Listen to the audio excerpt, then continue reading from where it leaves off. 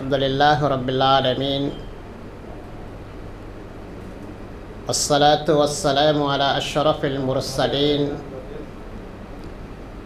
سيدنا محمد وعلى آله وصحبه أجمعين. ما بعد، وقد قال الله تبارك وتعالى في القرآن: أعوذ بالله من الشيطان الرجيم، بسم الله الرحمن الرحيم.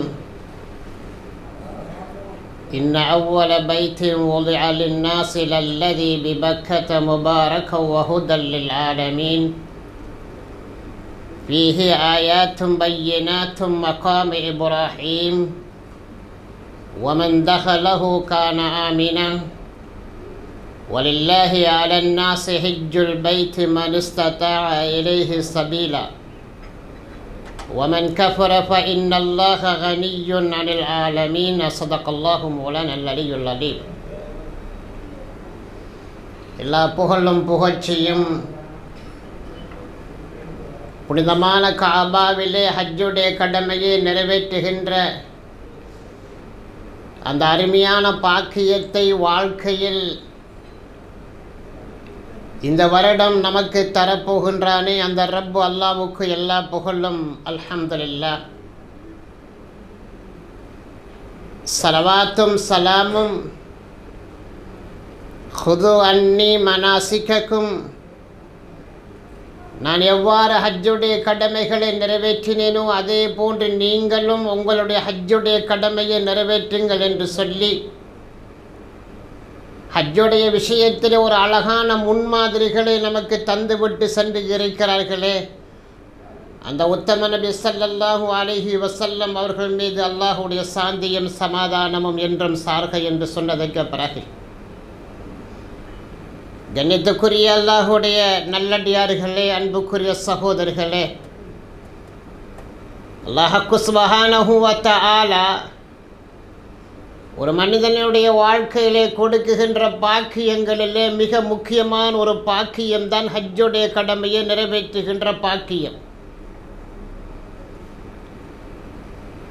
அந்த ஹஜ்ஜுடைய கடமைகளை நிறைவேற்றுவதன் மூலமாக அல்லாஹு தஆலா நம்முடைய வாழ்க்கையிலே நாம் செய்திருக்கக்கூடிய பாவங்கள் அனைத்தையும் மன்னிப்பது மட்டுமல்ல, நம்முடைய வாழ்க்கையில் ஒரு பெரிய ஒரு மாற்றத்தையும் அல்லாஹ் ஏற்படுத்தி தருகிறார்.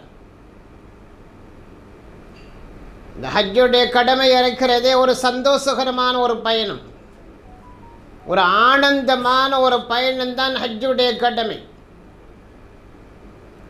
இந்த ஹஜ்ஜுடைய கடமையை அனுபவித்தவர்களுக்கு தெரியும், ஒரு வருடம் ஹஜ்ஜுடைய கடமைகளை நிறைவேற்றினார்கள் என்று சொன்னால் அடுத்த வருடமும் ஹஜ்ஜுடைய கடமை நமது வாழ்க்கையில் கிடைக்குமா என்று ஆர்வத்தோடு இருப்பார்கள்.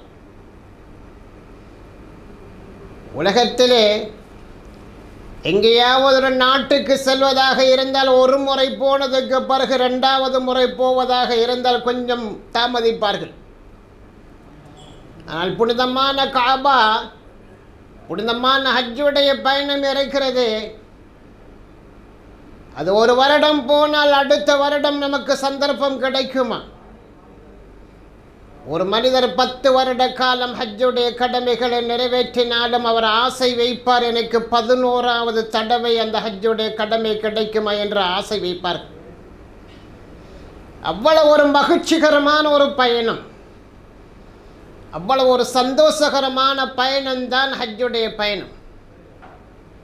கண்ணியமான அல்லாஹ்வுடைய நல்லடியார்களே, சகோதரிகளே, தாய்மார்களே, இந்த ஹஜ்ஜுடைய பயணத்தை ஆரம்பிப்பதற்காக வேண்டி நாங்கள் இந்த நிலையில் இருக்குகின்ற இந்த சந்தர்ப்பத்தில் முதலாவதாக நாம் இந்த ஹஜ்ஜுடைய அமலை செய்வதற்கு முன்னதாக நம்முடைய உள்ளத்திலே ஒரு அழகான ஒரு எண்ணம் வர வேண்டும்.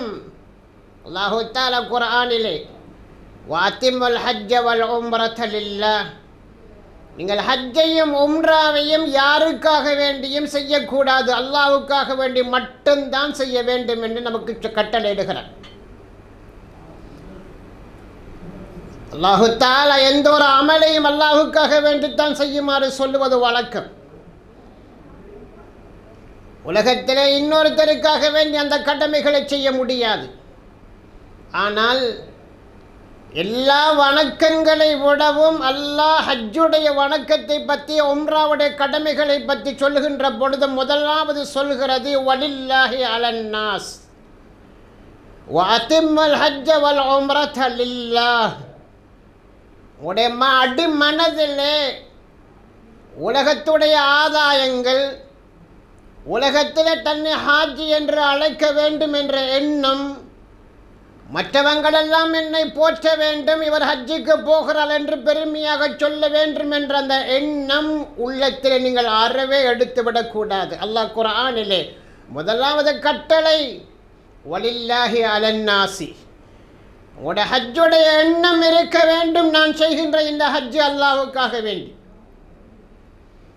இன்றைக்கு நாங்கள் பார்க்கலாம், ஒருத்தர் ஹஜ்ஜுடைய கடமையை நிறைவேற்றி விட்டு வந்து உலகத்தில் ஹாஜி என்ற பட்டத்தோடு, அப்படியான முறையில் ஹாஜி என்று அழைக்குகின்ற பட்டத்தை அவர் மற்றவர்கள் சொல்லுவதை ஆசையோடு அனுபவிப்பதை நாங்கள் பார்க்குகிறோம். எனவே கண்ணியமான சகோதரிகளே, நம்முடைய அடிமனதில் நாங்கள் உண்மையான அகலாசான நீயத்தை முதலாவது நாங்கள் வைத்து கொள்ள வேண்டும். என இந்த கடமையை செய்வது அல்லாஹ்வுக்காக வேண்டும். வேற யாருடைய எந்த நோக்கமும் எனக்கு இல்லை. ஊரில் என்னை மற்றவர்கள் மதிக்க வேண்டும், நான் ஹஜ்ஜு முடித்ததற்கு பிறகு என்னுடைய அழைப்பிதழ்களிலோ என்னது மற்றவை விடயங்களிலோ என்னை ஹாஜியார் என்று கூப்பிட வேண்டும் என்ற எண்ணம் மருந்துக்கு கூட நம்முடைய உள்ளத்தில் வந்துவிடக்கூடாது. அந்த எண்ணம் வருமாக இருந்தால் நம்முடைய ஹஜ்ஜு ஃபஸாதாகிவிடும். நாம் என்னை யாரும் ஹாஜி என்று அழைக்கக்கூடாது. நம்முடைய உள்ளத்தில் மனசில் எண்ணம் வர வேண்டும், நான் அல்லாஹ்வுக்காக வேண்டித்தான் இந்த கடமையை செய்கிறேன். கண்ணியமான சகோதரிகளே, அல்லாஹு தஆலா அந்த குர்ஆன் ஆயத்திலே வலில்லாஹி அலன்னாஸி ஹிஜ்ஜுல் பைத்தி மன் இஸ்ததா இலைஹி சபீலா என்று சொல்லிவிட்டு, நீங்கள் அல்லாஹ்வுக்காக வேண்டித்தான் ஹஜ்ஜுடைய கடமையை நிறைவேற்ற வேண்டும் என்று சொல்லிவிட்டு அடுத்த ஆயத்தில் சொல்கிறான் என்ன தெரியுமா? ஃபஇன் உஹ்சிர்தும், உடைய ஹஜ்ஜுடைய கடமையை செய்ய முடியாது, ஏதாவது தடை ஏற்பட்டு விட்டால் மிக எச்சரிக்கை செய்கிறான். உங்களுடைய ஹஜ்ஜுடைய கடமையை நீங்கள் நியத்து வைத்திருக்கிறீர்கள், ஹஜ்ஜுடைய பயணத்தை தொடங்குவதற்காக வேண்டிய அனைத்து ஏற்பாடுகளையும் நீங்கள் செய்திருக்கிறீர்கள். ஏதாவது ஒரு தடை ஏற்படுமாக இருந்தால் நீங்கள் கேட்கலாம், ஹஜ்ஜுக்கு செல்வதற்கும் ஏதாவது தடை வருமா என்று கேட்கலாம். ஆமாம் சகோதரர்களை, தடை வரும். நாம் எல்லாம் எதிர்பார்த்திருப்போம் ஹஜ்ஜுடைய கடமையை நிறைவேற்ற வேண்டும் என்று. என்ன நடக்கும் என்று யாருக்கும் சொல்ல முடியாது. ஸல்லல்லாஹு அலைஹி வஸல்லம் அவர்களுடைய வாழ்க்கையில கூட தடை வந்தது. நபி அவங்க மக்காவிலிருந்து மதீனாவுக்கு ஹிஜ்ரத்து போய்விட்டு 6 வருடங்கள் சென்றதற்கு பிறகு திரும்பவும் மக்காவுக்கு உம்ரா செய்வதற்காக வேண்டி 1400 பேர்களோடு வருகிறார்கள். கடைசியில் ஹுதைபியா என்று கிட்டத்தட்ட 400 கிலோமீட்டர் தூரம் வந்து விட்டார்கள். 9 நாள் பயணம். ஹுதைபியா என்ற இடத்தை வருகின்ற நேரத்தில் மக்கத்து காபிர்கள் போய் சொல்லுகிறார்கள், முஹம்மதே, நீங்கள் யாரும் மக்காவுக்கு வர முடியாது. ஸல்லல்லாஹு அலைஹி வஸல்லம் அவங்க உம்ராவுக்கு வந்த நபி அவங்க சஹாபாக்களோடு 1400 பேர்களோடு, அதில் ஆண்கள் பெண்கள், அருமை சகோதரிகளே, காபிர்களோடு ஒரு ஒப்பந்தத்தை செய்துவிட்டு அந்த இடத்திலேயே கொண்டு வந்த பிராணிகளை எல்லாம் அறுத்து குர்பான் கொடுத்து விட்டு மீண்டும் மக்கா மதீனாவுக்கு போய்விடுகிறார். ஸல்லல்லாஹு அலைஹி வஸல்லம் அவர்களுடைய வாழ்க்கையில் முதலாக உம்ராவுடைய கடமையை நிறைவேற்ற வந்த நபி அவர்களுக்கு நிறைவேற்ற முடியவில்லை. இன்றைக்கு எத்தனையோ நாடுகளில் சில நாடுகளில் தடை செய்யப்பட்டிருக்கு. நாங்கள் கேள்விப்பட்டோம், இந்தியா பாகிஸ்தான் போன்ற இடங்களில் நாங்கள் கிட்டத்தில் கேள்விப்பட்டோம், அதிகமானவர்களுக்கு விசா கொடுக்க மறுக்கப்பட்டிருப்பதாக. தடை வரும், வராமல் இருக்க முடியாது. நோய்கள் வரலாம், மௌத்து வரலாம்.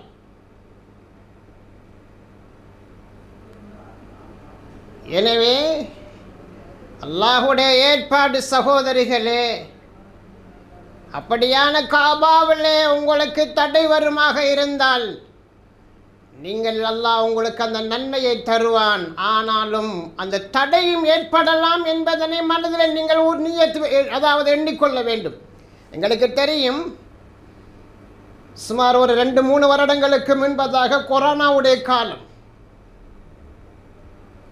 அந்த காலத்தில் சுமார் 35 லட்சம் 40 லட்சம் பேர்கள் ஹஜ்ஜுடைய கடமையை நிறைவேற்றி கொண்டு வந்த காலம் அது. கொரோனாவுடைய ஆரம்ப வருடத்திலே 10,000 பேர்களுக்கு மட்டும்தான் ஹஜ்ஜுக்கு அனுமதி கொடுத்தார்கள். அந்த 10,000 பேர்களுக்கும் எப்படி தெரியுமா? அது ஒரு செயற்கையான ஹஜ், ஒரு யதார்த்தமான ஹஜ்ஜி அல்ல, ஒரு செயற்கையான ஹஜ்ஜி. காபாவுக்கு கிட்ட கூட போக முடியாது. சில யார்களுக்கு அங்கால இருந்து தான் காபாவை தவாபு செய்யணும். 35-40 லட்சம் போகின்ற ஹாஜிமார்கள் காபாவுக்கு அந்த ஹஜ்ஜுடைய காலம் ஒரு 3 வருடம் 4 வருடங்களுக்கு முன்னதாக கொடுக்கப்பட்டது. முதலாவது வருடத்தில் 10,000 பேர்கள் மட்டும்தான், அதுவும் உள்நாட்டில் உள்ளவர்கள் மட்டும்தான். கொரோனாவுடைய அடுத்த வருடம் 60,000 பேர்களுக்கு மட்டும்தான் ஹஜ்ஜுடைய கடமையை செய்வதற்கு, அதுவும் 60 வயசுக்கு உட்பட்டவங்களாக இருக்கணும். ஏன் அதுவும் அனுமதித்தார்கள் தெரியுமா? எப்போது ஹஜ்ஜு நிப்பாட்டப்படுமோ அப்போது உலகம் அழிய ஆரம்பித்துவிடும். கியாமல் லின்னாஸ், அல்லாஹ் குர்ஆன்ல சொல்றான், இந்த காபத்துல்லா தான் உலகத்தை நிர்வாகம் செய்கின்ற மத்தியஸ்தானம். எப்போ காபத்துல்லாவில் தவாஃபு நிப்பாட்டப்படுகிறதோ, ஹஜ்ஜுடைய அமல்கள் நிப்பாட்டப்படுகிறதோ, முழு உலகமும் அன்றிலிருந்து அழிய ஆரம்பித்துவிடும். இந்த உலகம் இயங்குகிறதே காபாவை மையமாக வைத்து. கொரோனாவுடைய காலத்தில் நாங்கள் இதில் பார்த்தோம், காபாவுக்கு பக்கத்தில் யாரும் இல்லை. ஆனால் அங்கு வேலை செய்கின்ற ஆயிரக்கணக்கான, காபத்துல்லாவில் ஆயிரக்கணக்கான மக்கள் வேலை செய்கிறாங்க. அத்தனை பேர்கள் மேல் மாடியில் இருந்து காபாவை தவாபு செஞ்சு கொண்டுதான். சஹாபாக்களுடைய காலத்தில் காபத்துல்லாவில் அடிக்கடி மழை பெஞ்சா வெள்ளம் ஏற்படும். சஹாபாக்கள் என்ன செய்வாங்க? நீந்தி கொண்டு காபாவை தவாபு செய்வாங்க. காரணம், காபாவுடைய தவாபு எப்போ நிப்பாட்டப்படுகிறதோ அன்றிலிருந்து இந்த உலகம் இயங்குவது நிறுத்தப்பட்டு விடும். எனவே கண்ணியமான சகோதரிகளே, அதனால தான் ஸல்லல்லாஹு அலைஹி வஸல்லம் சொல்லுவாங்க, உங்களுக்கு ஹஜ்ஜி எப்போ கடமையாக கூட சந்தர்ப்பம் கிடைக்குமோ அடுத்த வருடத்துக்கு நீங்கள் யாரும் பிற்படுத்தாதீங்க. ஹஜ்ஜி எப்போ கடமையாக கூடிய வாய்ப்பும் வசதியும் வந்து விட்டதோ அடுத்த வருடம் வரைக்கும் நான் அடுத்த வருடம் போவேன் என்று யாரும் பிற்படுத்தாதீங்க. அடுத்த வருடம் என்ன நடக்கும் என்பது யாருக்கும் தெரியாது. இன்றைக்கு நடக்கக்கூடிய யுத்தம், பலஸ்தீன, இஸ்ரேல், கண்ணியமான சகோதரிகளை அல்லாஹ் பாதுகாக்க வேண்டும். இது ஒரு பிரம்மாண்டமான போராக உருவாகுமாக இருந்தால் ஹஜ்ஜுடைய பயணம் தடைப்பட்டு போய்விடலாம். எப்போ வசதியும் வாய்ப்பும் கிடைக்குமோ அப்பொழுது நீங்கள் ஹஜ்ஜுடைய கடமையை நிறைவேற்றுங்கள். நீங்கள் என்ன நடக்கும் அடுத்த வருடம் என்பது யாருக்கும் தெரியாது. இன்னும் ஒன்றையும் சொன்னாங்க நபி அவங்க, நீங்கள் இந்த வருடம் ஹஜ்ஜுக்கு போகாமல் உலகத்தில் உங்களுடைய பிள்ளைகளுடைய கல்யாணம் அல்லது வீடு கட்டணும், ஏதாவது சொத்து சேர்க்கணும், ஏதோ இந்த விஷயத்தை முடிச்சுட்டு ஹஜ்ஜுக்கு போவோம்னு நீங்கள் நியத்து வைத்து ஹஜ்ஜை பிற்படுத்துவீங்களா, மக்களெல்லாம் ஹஜ்ஜை முடிச்சுட்டு வருவாங்க, உங்களுடைய தேவைகளை அல்லாஹ் நிறைவேற்றி செய்ய மாட்டான் என்னாங்க ஸல்லல்லாஹு அலைஹி வஸல்லம். எனவே கண்ணியமான சகோதரிகளை எப்போ ஹஜ்ஜு கடமையாகி விடுகிறதோ ஸல்லல்லாஹு அலைஹி வஸல்லம் சொல்லுங்க, அவசரமாக நிறைவேற்றுங்க. இதே போன்றுதான் உங்களுக்கு யாராவது ஹஜ்ஜுடைய உதாரணமாக உங்களுக்கு ஹஜ்ஜு வாஜிபாகி விட்டது, உங்களுடைய வாப்பா உம்மா சில நேரங்களில் ஹஜ்ஜுடைய கடமை வசதி இருந்தும் அவங்க செய்யாமல் மௌத்தாயிட்டாங்கன்னு சொன்னால் அவங்களுடைய ஹஜ்ஜையும் பதில் ஹஜ்ஜையும் அவசரமாக முடிக்க வேண்டும். ஏனென்றால் உதாரணமாக ஒரு நோன்பு கலாவானால் அடுத்த நாள் வைக்கலாம், ஒரு தொழுகை கலாவானால் அடுத்த நேரம் தொழலாம். ஆனால் ஹஜ்ஜு என்பது ஒரு வருட காலம் நாங்கள் காத்திருக்க வேண்டும். அல்லாஹு தஆலா செய்த ஒரு பெரிய பாக்கியம் சகோதரிகளே.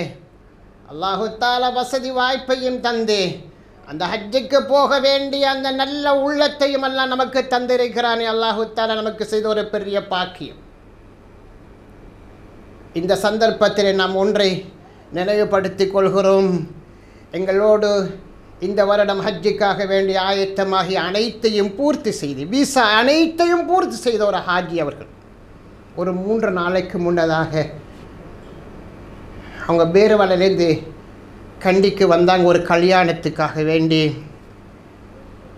திடீரென்று சுகயினம் ஏற்படுகிறது.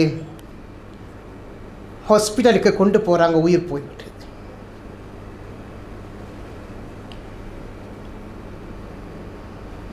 அவருடைய மகன் அவங்க இங்கே வந்திருக்கிறாங்க, ஜஃப்ரான் ஹாஜி அவங்க வந்திருக்கிறாங்க. சகோதரிகளே, என்ன நடக்கும் என்பது யாருக்கும் சொல்ல முடியாது. நம்மளோடு இணைந்து வருவதற்காக அனைத்து விடயத்தையும் பூர்த்தி செய்த ஒரு ஹாஜ். அல்லாஹ் அவருடைய ஹஜ்ஜை அல்லாஹ் கபூலாக்குவான். அல்லாஹு தஆலா அவருடைய ஹஜ்ஜை மக்பூலான ஹஜ்ஜாக அல்லாஹ் கபூலாக்குவானாக என்ற எல்லாருடைய பிரார்த்தனைகளையும் நாங்கள் அவங்களுக்காக வேண்டி செய்ய போகிறோம். இன்ஷா அல்லாஹ் அவங்களுடைய குடும்பத்தில் இன்னும் அவங்களுடைய மகன் ஹஜ்ஜுக்காக வேண்டி வர்றாங்க. ஏன் சொல்கிறேன்டா, என்ன நடக்கும் என்பது நமக்கு நிச்சயப்படுத்த முடியாத ஒரு காலகட்ட வாழ்க்கையெல்லாம் நமக்கு தந்திருக்கிறார். கண்ணியமான சகோதரிகளே, அல்லாஹுடைய நல்லடியார்களே, புனிதமான ஹஜ்ஜு இருக்கிறது. ஒவ்வொரு சஹாபாக்களும் தான் மரணிக்க போகின்ற நேரத்தில் தனது பிள்ளைகளுக்கு ஹஜ்ஜை பற்றி வலியுறுத்தி வசியத்து சொல்லாமல் மரணிப்பது கிடையாது. அம்ர் இப்னுல் ஆஸ் ரலியல்லாஹு அன்ஹு அவங்க சக்கராத்துடைய நிலையில் மகனை கூப்பிடுறாங்க. அம்ர் இப்னுல் ஆஸ் மகனிடத்தில் சொன்னாங்க, மகனே, நான் இஸ்லாத்தை ஏற்றுக்கொள்ளுகின்ற நேரத்தில் நபி அவர்களிடத்தில் போகின்ற பொழுது ஒரு வரலாற்று நிகழ்வை உங்களுக்கு நான் சொல்லட்டுமா என்று சொல்கிறாங்க. ஒரு அழகான வரலாறு நடந்தது. நான் மார்க்கத்தை ஏற்றுக்கொள்வதற்காக வேண்டி நபி அவங்களிடத்தில் போன நேரத்தில் நபி அவங்களோடு நடந்த ஒரு சம்பவத்தை சொல்கிறாங்க மகனிடத்தில். மகனே, இஸ்லாத்தை ஏற்றுக்கொள்வதற்காக கலிமாவை சொல்கிறதுக்காக நபி அவங்க கையை நீட்டுமாறு சொன்னாங்க. நான் நீட்டினேன். நபி அவங்களுடைய கையை பிடிக்க போகிற நேரத்தில் நான் கையை திருப்பி எடுத்துக்கொண்டேன். நபி கேட்டாங்க, அம்ர், எதற்காக நீங்கள் நீட்டிய கையை திருப்பி எடுத்தீங்கன்னு கேட்டாங்க. யா ரசூலல்லாஹ், எனக்கு நீங்கள் ஒரு வாதா தர வேண்டும். உலகத்தில் நான் செய்த பாவங்கள் அனைத்தையும் அல்லாஹ் மன்னிக்க வேண்டும் என்று எனக்காக நீங்கள் அல்லாஹ் மன்னிப்பான் என்ற ஒரு வாக்குறுதியை தந்தா உங்களோட கையை பிடிச்சி இஸ்லாத்தை ஏற்றுக்கொள்றேன். ஸல்லல்லாஹு அலைஹி வஸல்லம் அவங்க அம்ர் ரலியல்லாஹு தஆலா அன்ஹு அவங்க மகனிடத்தில் சொன்னாங்க, மகனே, நபி அவங்க சொன்னாங்க, இன்னல் இஸ்லாம யஹ்திமு மா கப்லஹு. ஒருத்தர் மார்க்கத்தை ஏற்றுக்கொள்கிறார், 60 வயசு 70 வயசு, அது வரைக்கும் இஸ்லாத்துக்கு முரணாக வாழ்கிறார், அவர் ஒரு காபிராக வாழ்கிறார். மௌத்துடைய நேரத்தில் கலிமாவை சொல்கிறாரு. அல்லாஹு தஆலா அந்த 60-70 வருட காலத்தில் செஞ்ச அத்தனை பாவங்களையும் எல்லாம் மன்னிக்கிறார். ரெண்டாவது சொன்னாங்க, நபி, ஒரு மனிதர் ஹிஜ்ரத்து போகிறார் அல்லாஹுக்காக வேண்டி. அந்த ஹிஜ்ரத்துக்கு முன்னால் உள்ள அத்தனை பாவங்களையும் மன்னிக்கிறான் அம்ரு என்று சொன்னாங்க. மூணாவது சொன்னாங்க ஹஜ்ஜு இருக்கிறது.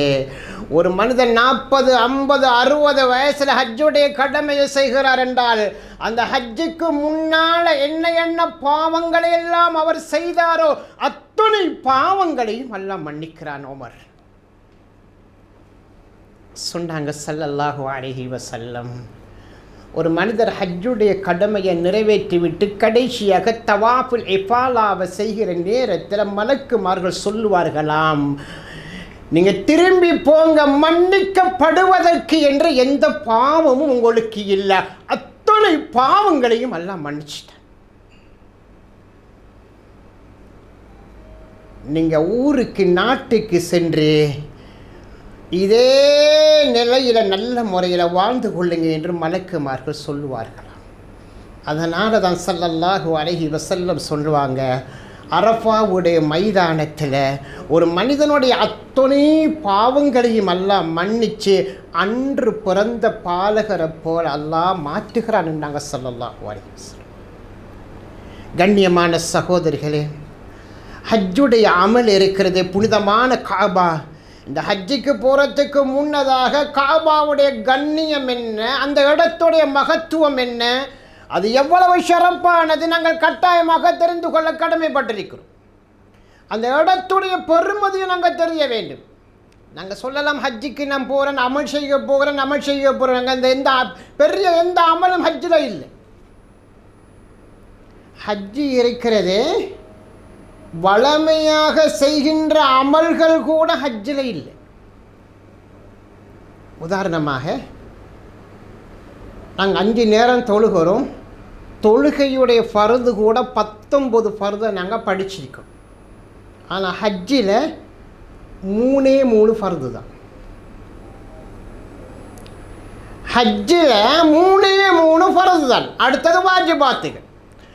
ஒரு மனிதன் நாங்கள் ஹஜ்ஜை பற்றி தெரிஞ்சு கொள்ளணும், ஹஜ்ஜை படிக்கணும். 5 நேர தொழுகையில் 19 ஃபர்துகள் இருக்கிறது. அந்த 19 ஃபர்துகளை கூட எங்களால் சரியான முறையில் படித்து கொள்ள முடியவில்லை.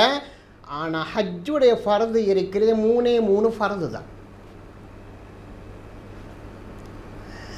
அங்கே பெரிய ஒரு அமல் அல்ல. அங்கே போய் நாங்கள் மினாவுக்கு போவோம், பிற 8 போவோம். ஸல்லல்லாஹு அலைஹி வஸல்லம் ஒரு அமல் கூட பிற 8 முதலாவது மினா கூடாரத்தில் போய் ஒன்றுமே செய்யலை. நபி அவங்க அன்றைய முழு நாளையும் அடுத்த நாள் அரஃபாவுக்கு போகிறதுக்காக வேண்டி சஹாபாக்கள் அப்போ சொன்னாங்க, நீங்கள் அமைதியாக இருங்க, கொஞ்சம் ராகத்தை எடுத்துக்கொள்ளு. அந்த மினாவில் கூட 4 ரக்காத்து தொழுகையை 2 ரக்காத்தாகத்தான் சுருக்கி தொழுகிறது. நாங்கள் பெருசாக சொல்லுவோம், பெரிய அமல் செய்ய போகிறோம் என்று. ஆனால் ஹஜ்ஜு என்கிறது இருக்கிறது அமல் அல்ல. எங்களை முழுமையாக ரப்பிடத்தில் ஒப்படைத்து அந்த ரப்புடைய அன்பையும் அந்த ரப்புடைய பொருத்தத்தையும் தேடுகின்ற பயணம் தான் ஹஜ்ஜுடைய பயணம். அரஃபா மைதானத்தில் கூட லுஹரையும் அசரையும் லுஹருடைய நேரத்தில் சுருக்கி 2 ரக்காத்தாக தொழுது கொள்ளும். அங்கே போயிட்டு நிறைய சுன்னத் தொழுகிறது அதெல்லாம் அங்கே அதிகமாக இல்லை, அமல் அல்ல. அந்த இடத்துல கேட்குற துஆக்களும் முழுமையாக ரப்பிடத்தில் தன்னை ஒப்படைச்சு அந்த ரப்புடைய பொருத்தத்தை பெற்றுக்கொள்கிற அமல் தான் ஹஜ்ஜுடைய அமல். கண்ணியமான சகோதரர்களே, புனிதமான காபா அந்த கண்ணியம் என்ன என்றதை நாங்கள் கட்டாயம் தெரிஞ்சு கொள்ள கடமைப்பட்டிருக்கிறோம். காபத்துல்லாவுக்கு அல்லாஹு தஆலா 6 வகையான அடுக்கு பாதுகாப்பு வச்சிருக்கிறோம். நாங்கள் நினைக்கிறது போல காபா என்கிறது வெறுமையான ஒரு கட்டடம் அல்ல. அதுக்கு 6 வகையான கட்டடம், 6 வகையான பாதுகாப்பு எல்லாம் வச்சிருக்கிறான். ஒரு பாதுகாப்பு ஜிஹத்துல் கிப்லா என்று சொல்லுவாங்க. கிப்லாவுடைய திசை. இப்போ நாங்கள் 5 நேரம் தொழுவதாக இருந்தால், எந்த ஒரு தொழுகையை நிறைவேற்றுவதாக இருந்தாலும் சுமார் 5000 கிலோமீட்டருக்கு அங்காட இருக்கக்கூடிய காபாவுடைய திசையை நோக்கித்தான் தொழ வேண்டும். இது முதலாவது ஆரன் காபாவுக்கு. அந்த காபத்துல்லாவுடைய திசை இல்லாமல் எங்களுடைய நெஞ்சு கொஞ்சம் திரும்பமாக இருந்தால் அந்த தொழுகை அல்லாஹ் கபூலாக்க மாட்டான்.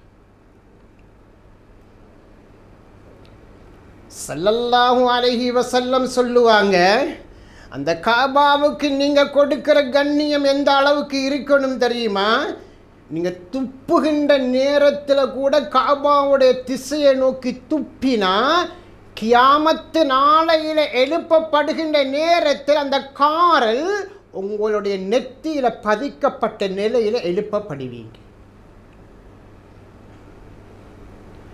நாங்கள் துப்புகின்ற நேரத்தில் கூட காபாவுடைய திசையை நோக்கி துப்பக்கூடாது.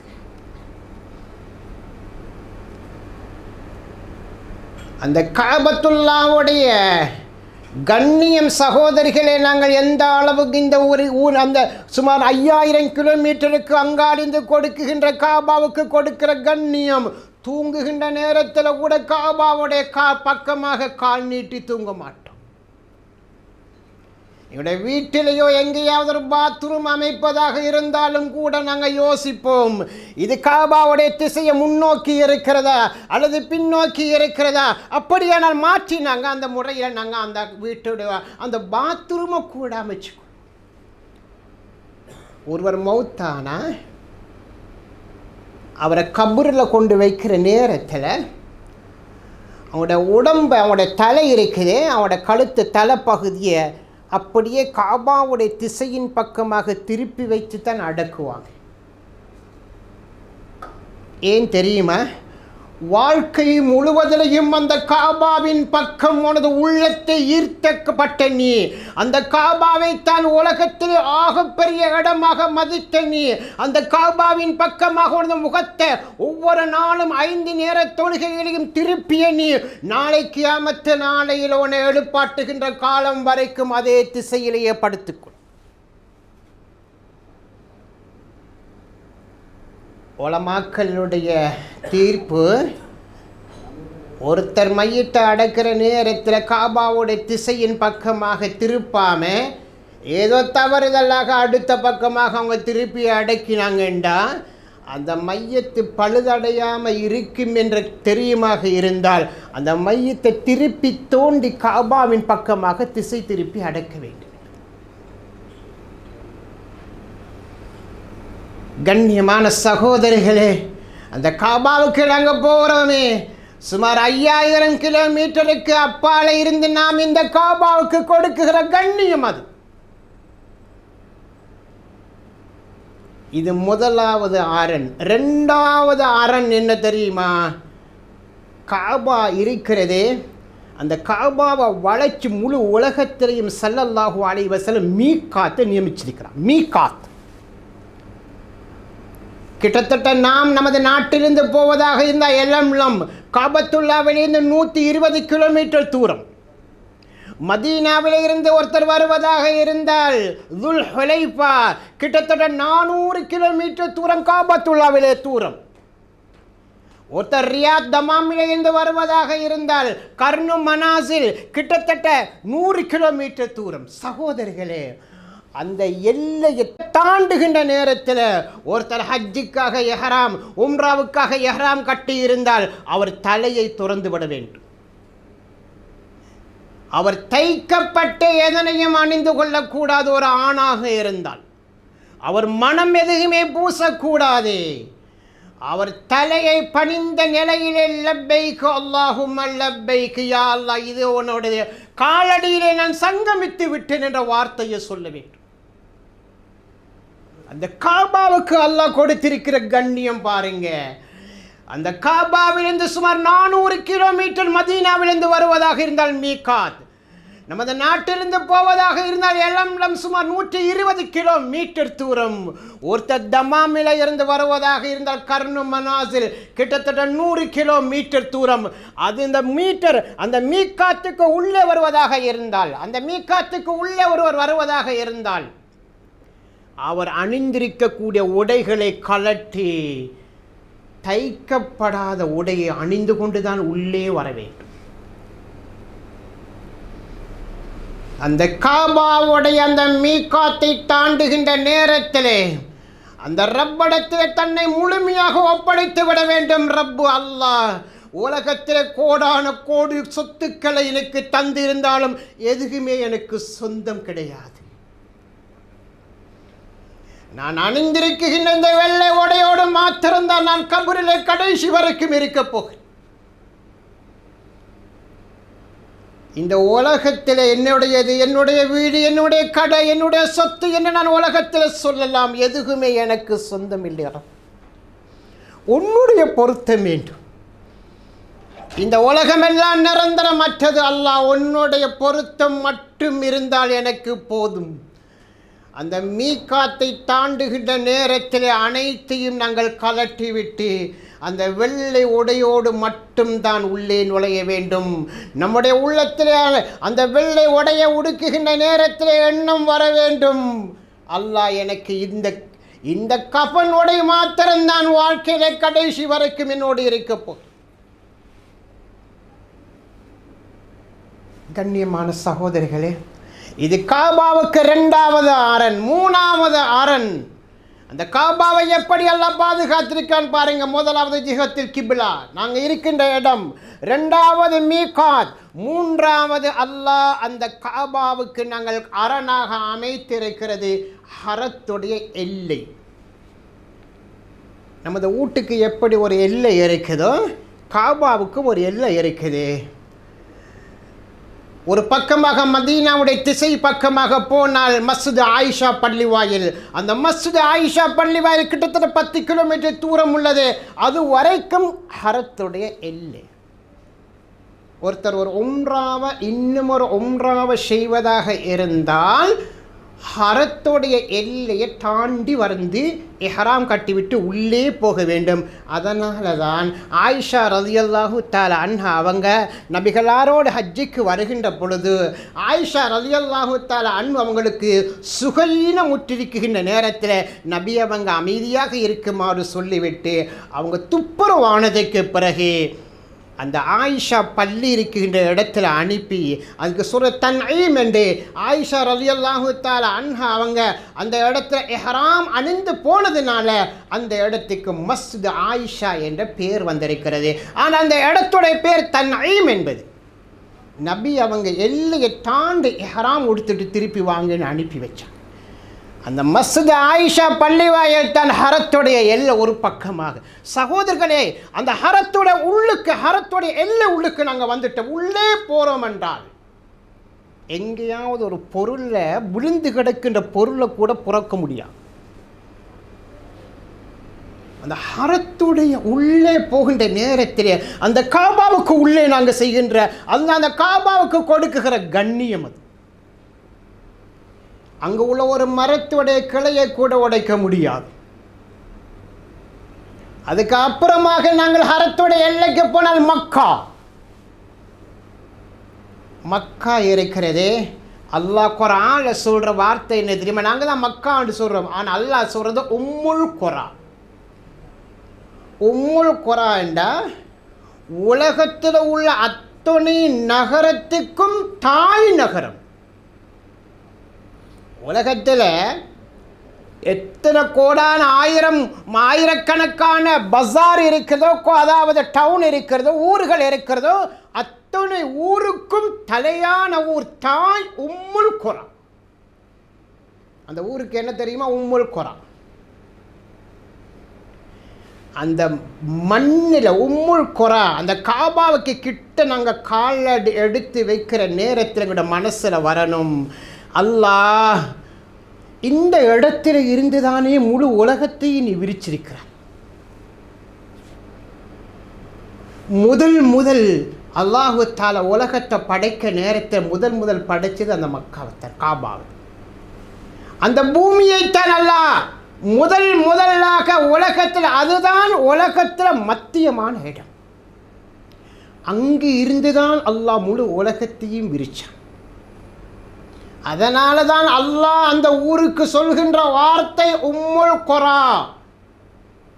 முழு உலகத்தில் உள்ள டவுன்களுக்கெல்லாம் தாய் நகரம் மக்கா. அதுக்கு நாங்கள் காபாவுக்கு உள்ளே போனால் சகோதரிகளே, அந்த காபா உள்ளுக்கு போவோம். அந்த காபாவை நாங்கள் கண்ணால் காணுகின்ற நேரத்தில் அல்லாஹ் நேரடியாக ரப்பை பார்த்தா எப்படி சந்தோஷம் வருமோ அதே போன்ற ஒரு சந்தோஷம். நாளைக்கு கியாமத் நாளையில் ஒவ்வொரு முஃமினுக்கும் அல்லாஹுவை சந்திக்கக்கூடிய பாக்கியம் கிடைக்கும்.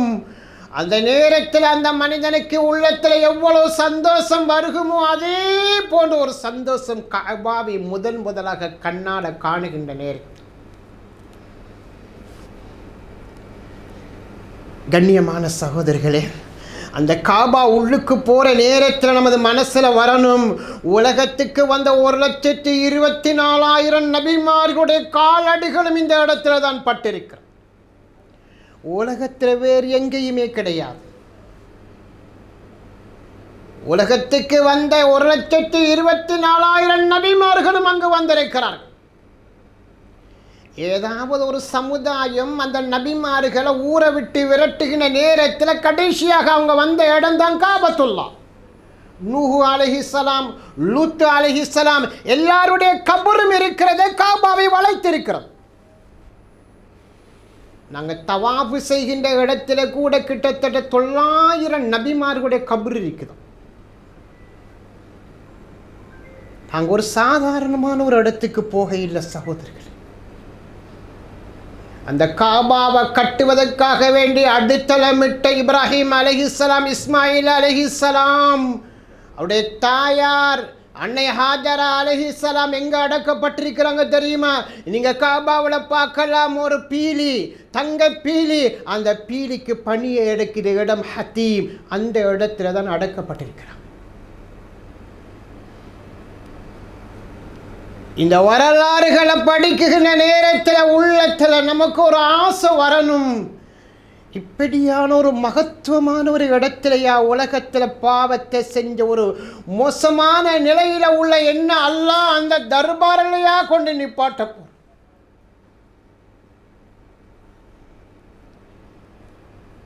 கண்ணியமான சகோதரிகளே, ருக்குனில் யமனி, காபாவுடைய 3வது மூலை, அது ஹஜருல் அஸ்வது கல். அடுத்தது அந்த 2க்கும் இடையில் அல்லாஹ் 70,000 மலக்குமார்களை ஆயத்தமாக்கி வச்சிருக்கிறார். நாம் செய்கின்ற துஆக்களுக்கு அவங்க ஆமீன் சொல்கிறார். ஒரு மனிதனுடைய உள்ளம் இறக்கிறதே காபாவின் பக்கமாக எந்த நேரமும் அந்த ஈர்ப்பு சக்தி இருக்க வேண்டும். அதனால தான் பாருங்க, உலகத்தில் எந்த ஒரு அமலை செய்வதாக இருந்தாலும் இஸ்லாம் சொல்லுகிறது வலதை முற்படுத்தியது. ஒரு சாப்பாடை தின்னுவதாக இருந்தால், ஒரு தண்ணீரை குடிப்பதாக இருந்தால், எதை எடுத்தாலும் வலதை முற்படுத்தணும். ஆனால் காபத்துல்லாவை நீங்கள் தவாபு செய்கின்ற நேரத்தில் இடது பக்கமாகத்தான் தவாபு செய்யணும். நீங்கள் காபாவை யோசிச்சு பாருங்க, உங்களுடைய இடது பக்கம்தான் காபா இருக்கிறது. ஏனென்றா மனிதனுடைய இதயம் இருக்கிறது இடது பக்கமாகத்தான் இருக்கிறது. அந்த காபாவுக்கும் மனிதனுடைய இதயத்துக்கும் இடையில் உள்ள ஈர்ப்பு சக்தி.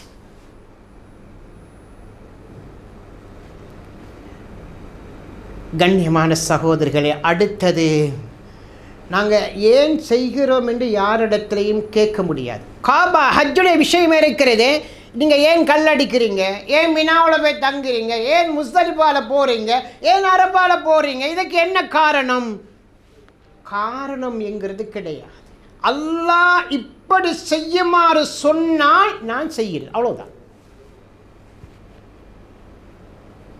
ரப்பே, நீ என்ன படைச்ச ரப்பு அல்ல, நீ இப்படி செய்யுமாறு சொன்னாய் நான் செய்கிறேன், அவ்வளோதான்.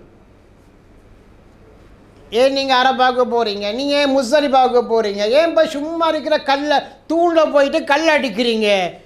இதுக்கு எந்த காரணமும் கிடையாது. அங்கே ஷைத்தானும் இல்லை. நபி சொன்னாங்க, ஜிப்ரீல் அலைஹிஸ்ஸலாத்தின் மூலமாக அல்லாஹ் நபி அவங்களுக்கு இப்படி செய்யுமாறு கற்றுக் கொடுத்தான். நபி இப்படி செய்யுமாறு சொன்னாங்க, நான் செய்கிறேன். இவ்வளோதான் பதில்.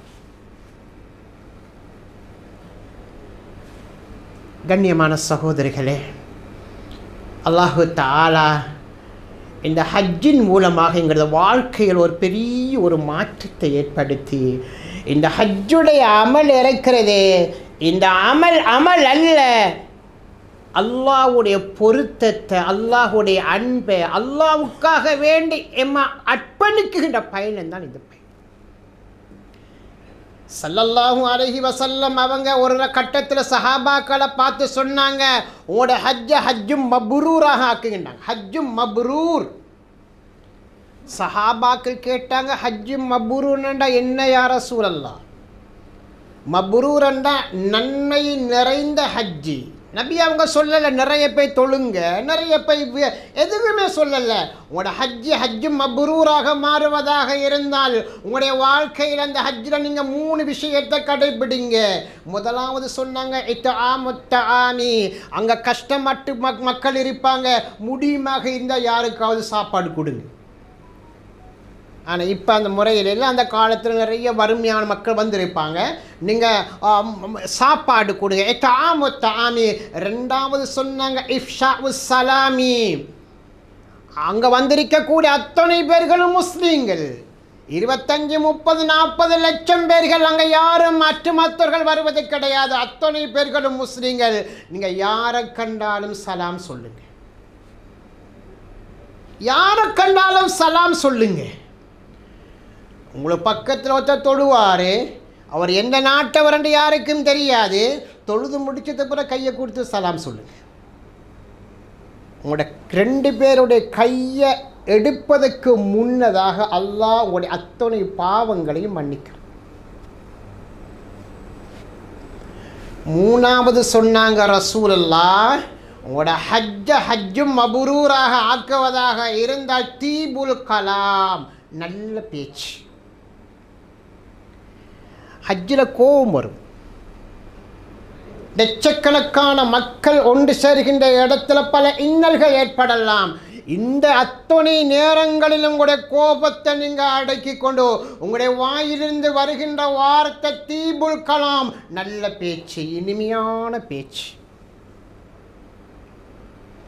நபி அவங்க நிறைய தொழுங்க என்று சொல்லலை, நிறைய போய்ட்டு உம்ரா செய்யுங்க என்று சொல்லலை, நிறைய பேர் தவாப் செய்யுங்க என்று சொல்லலை. உங்களோட ஹஜ்ஜும் மப்ரூராக மாறுவதாக இருந்தால் உங்களுடைய நாவிலிருந்து வருகின்ற வார்த்தை நல்ல வார்த்தையாக இருக்கும். ஏனென்றால் அங்கே தான் சண்டை வாரு, அங்கே தான் பிரச்சனை வாரு. அல்லாஹ் ஹஜ்ஜை பற்றி சொல்கிற நேரத்தில் எந்த ஒரு அமலை செய்கின்ற நேரத்திலையும் சொல்லாத ஒன்றை சொல்கிறான், ஃபலா ரஃபத வலா ஃபுசூக வலா ஜிதால ஃபில் ஹஜ்ஜி.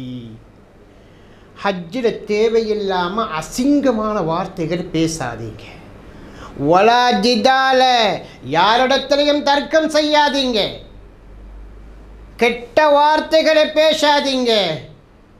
நீங்கள் ஹஜ்ஜுடைய அமலை செய்கின்ற நேரத்தில் அல்லாஹ் தொழுகையில் அப்படி சொல்கிறது கிடையாது, ஜக்காத்தில் அப்படி சொல்கிறது கிடையாது, நோன்பில் அப்படி சொல்கிறது கிடையாது. ஹஜ்ஜில் மட்டுமல்ல ரொம்ப எச்சரிக்கை செய்கிறான், பலா ரஃபத வலா ஃபுசூக வலா ஜிதால ஃபில் ஹஜ். ஹஜ்ஜில் தர்க்கம் என்கிறதே கிடையாது. நீ ஏன் அப்படி செய்கிறாய், நீ ஏன் இப்படி செய்கிறாய், அந்த தர்க்கம் என்கிறதே கிடையாது.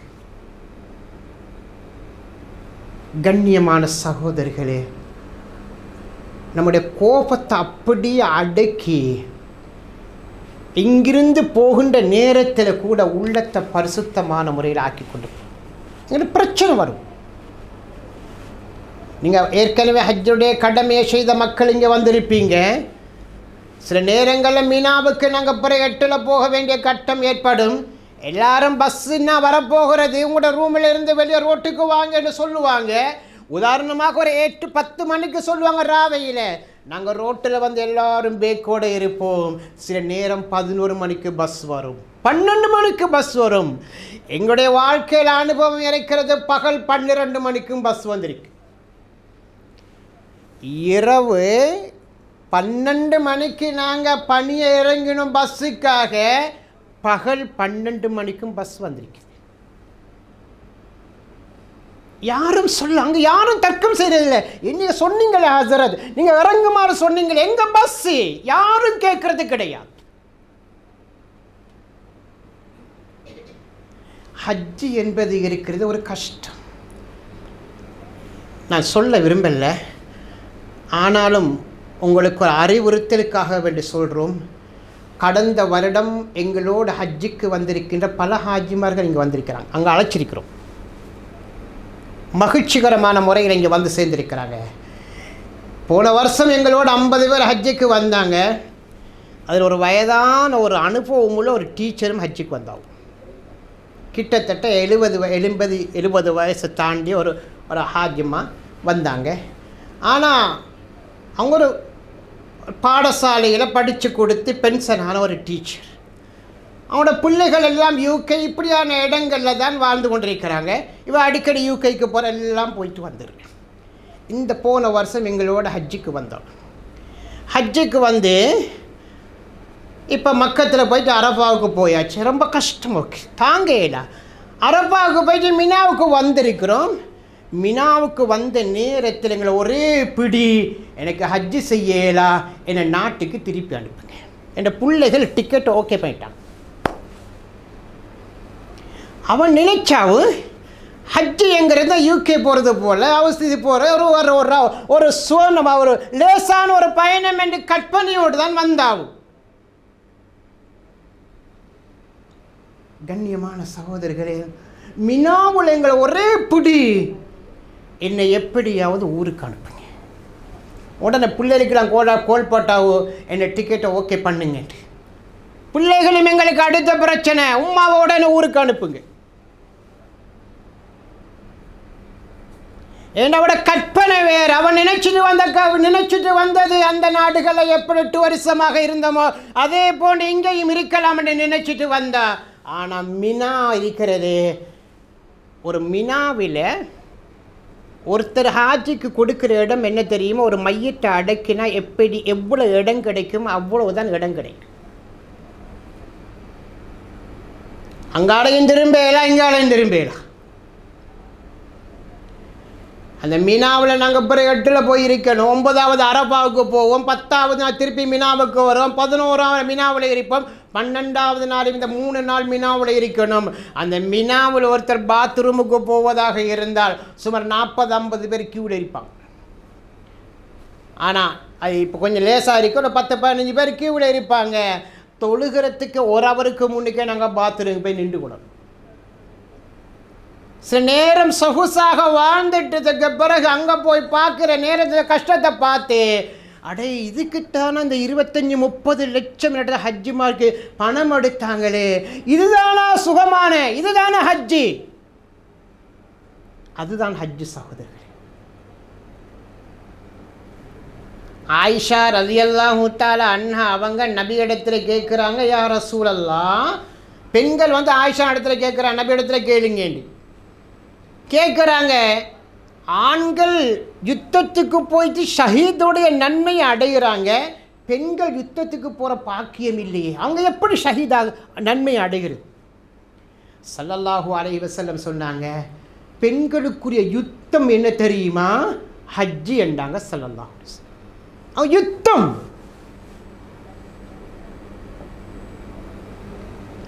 நாங்கள் அரஃபாவில் இருந்து அண்டை அரபு மக்ரிபுக்கு பிறகு முஸ்தலிஃபாவுக்கு வருவோம்.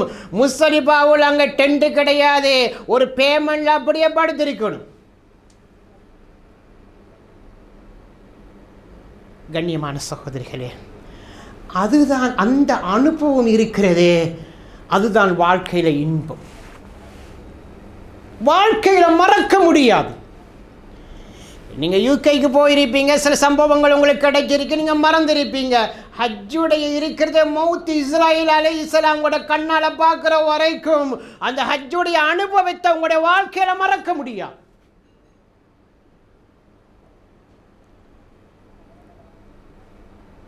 இந்த பொறுமைதான் சகோதரர்களே அல்லாஹ்வோடு எங்களை இணைக்கிறார். அல்லாஹ்வோடு அல்லாஹ்வுடைய பொருத்தம் கிடைக்க வேண்டும், அல்லாஹ் என்னோடு அல்லாஹ்வுடைய இது கிடைக்க வேண்டும் என்ற ஆசை உள்ளவங்களுக்கு இந்த கஷ்டம் கஷ்டமாக விளங்காது. இது ஒரு இன்பமாக விளங்கும். எனவே கண்ணியமான சகோதரர்களே, இந்த ஹஜ்ஜுடைய பயணத்தை நாங்கள் அல்லாஹ்வுக்காக வேண்டி செய்ய போகின்ற இந்த நேரத்தில் எங்களுடைய நீயத்தை நாங்கள் இஹ்லாஸ் அல்லாஹ்வுக்காக வேண்டி நான் ஹஜ்ஜு செய்கிறேன். இந்த ஹஜ்ஜுடைய பயணத்தை போகிறதுக்கு முன்னதாக குடும்பத்தில் யாரிடத்திலையாவது மனஸ்தாபப்பட்டிருக்கலாம். அவங்க எந்த காலடிக்கு வரணும் என்று எதிர்பார்க்காதீங்க, நீங்கள் அவங்களுடைய காலடிக்கு போ. அவங்க இடத்துல சலாம் சொல்லுங்க. ஏன் தெரியுமா? குடும்ப உறவை உடைச்சி கொண்டு ஒருத்தர் என்ன அமலை செஞ்சாலும் அல்லாஹ் கபூலாக்குவது கிடையாது. அவங்க என்ன துவாவை செஞ்சாலும் குடும்ப உறவை ஸல்லல்லாஹு அலைஹி வஸல்லம் அவங்க ஒரு கட்டத்தில் சஹாபாக்கள் எல்லாம் ஒன்று சேர்க்கிறாங்க. ஒரு துவா கேட்கறதுக்காக வேண்டி எல்லா சஹாபாக்களும் ஒன்று சேர்றாங்க. நபி அவங்க அந்த சபையில் சொன்னாங்க, நீங்கள் யாராவது குடும்பத்தில் சண்டை பிடிச்சி கொண்டு இருப்பீங்கன்னு சொன்னால், யாருடையாவது மனசாவப்பட்டிருக்கீங்கண்டா இந்த சபையிலேருந்து எழும்பி போயிடு. அப்படி சொன்ன நேரத்தில் 1,24,000 சஹாபாக்கள் ஹஜ்ஜுடைய காலம். ஒரே ஒரு சஹாபி மட்டும்தான் எழும்பிப்படும். இன்றைக்கு எழும்பி போங்கன்னா 1,24,000 எல்லாரும் எழும்பி போய் ஏன்டா எல்லாருமே சண்டை. நான் ஏதோ ஒரு வகையில் மனஸ்தாபம். கொஞ்சம் நேரத்துக்கு அப்புறம் அந்த சஹாபி வராங்க. கேட்டாங்க, நபி எங்கே போனீங்க? யா ரசூலல்லாஹ், இது முக்கியமான ஒரு இடம். இந்த இடத்துல இந்த வார்த்தையை நீங்கள் சொன்னீங்க, குடும்பத்தில் யாருடையாவது மனஸ்தாபப்பட்டு கொண்டிருந்தா சபையிலிருந்து எழும்பி போங்க என்று சொன்ன நேரத்தில் எனக்கு வழங்கிட்டது இது எவ்வளோ பெரிய ஒரு விடயம் என்று. என்னுடைய சாட்சி ஒருத்தர் இருந்தா, கொஞ்ச நாள் அவோட கொஞ்சம் மனஸ்தாபம். இந்த வார்த்தையை சொன்னதுக்கு பிறகு சாட்சி இடத்துல போய் மன்னிப்பு கேட்டேன். அவவும் அழுதா, நானும் அழுதேன். 2 பேரும் கண்ணீர் வடித்தோம், முசாபகா செஞ்சோம், 2 பேரும் மன்னிச்சு கொண்டோம். யா ரசூலல்லாஹ் ஸல்லல்லாஹு அலைஹி வஸல்லம் அருகில் அமர் வச்சுக்கொண்டோம். எனவே கண்ணியமான சகோதரர்களே, யாருடையாவது மனசாபம் இருந்தா, யாருடையாவது நாங்கள் குடும்பத்தில் சண்டை பிடிச்சி கொண்டு ஏதாவது இருப்போமானா, அவங்க நம்ம இடத்துல வரணும் என்று எதிர்பார்க்காதீங்க. நாங்கள் அவங்க இடத்துல. அதுதான் பணிவு. ஹஜ்ஜு என்றால் பணிவு, பெருமை அல்ல, பணிவு. அந்த பணிவு என்கிறதுக்காக வேண்டித்தான் இந்த இஹ்ராமுடைய உடுக்கிறோம். நம்மிடத்தில் இந்த கர்வம், நம்மிடத்தில் இந்த பெருமை அத்தனையுமே நாங்கள் ஏன் தெரியுமா? ஆண்களை பொறுத்த வரைக்கும் ஒரு மனிதனை முடி இருக்கிறே, அது உண்மையிலே அந்த முடி அவனுக்கு ரொம்ப கண்ணியமானது. இதை கூட நாங்கள் ஹஜ்ஜில் அப்படியே மடிச்சுட்டு மொட்டை தலை. ஏன் தெரியுமா? அத்தனையும் அல்லாஹ்வுக்காக. அல்லாஹ் நீ எதை சொல்கிறாயோ அதை செய்கிறேன். எனக்கு வாழ்க்கையில் பெருமைங்கிறது கிடையாது. கண்ணியமான சகோதரர்களே, இந்த பயணத்துக்குரிய அங்கே பணம் அத்தனையும் ஹலாலான முறையில் பணத்தை நீங்கள் இந்த பயணத்துக்கு பாவீங்க. முடியுமாக இருந்தால் கூடுதலாக கொஞ்சம் பணத்தை எடுத்துகிட்டு வாருங்க. அங்கே உள்ள அங்கே நீங்கள் சதகாக்கு நிறைய செய்ய வேண்டியிருக்குது.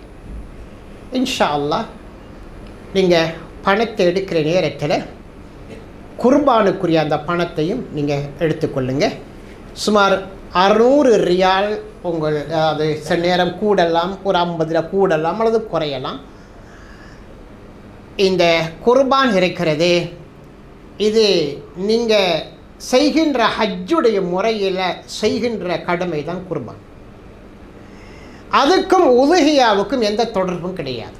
நீங்கள் ஊரில் உலுஹியா கொடுப்பதாக இருந்தால் அதுக்குரிய ஏற்பாடுகளை ஊரில் செய்யுங்க. நீங்கள் மக்கத்தில் கொடுக்குற குர்பான் இருக்கிறது, அது உலுஹியாவோடு சம்பந்தப்பட்டது அல்ல.